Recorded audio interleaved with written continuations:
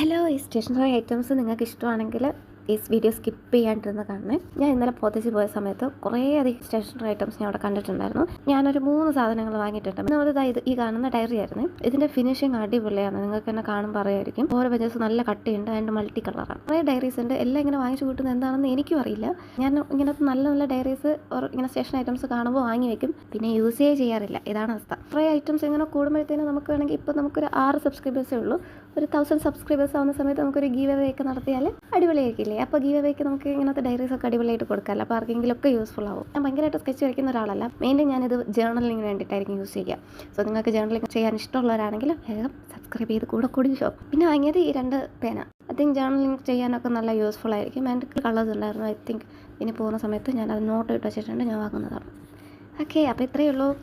ഞാൻ വീഡിയോ ഇഷ്ടപ്പെട്ടെങ്കിൽ ലൈക്ക് ചെയ്യുക, സബ്സ്ക്രൈബ് ചെയ്യുക, ആൻഡ് കൂടെ കുടിക്കൂ. ബൈ.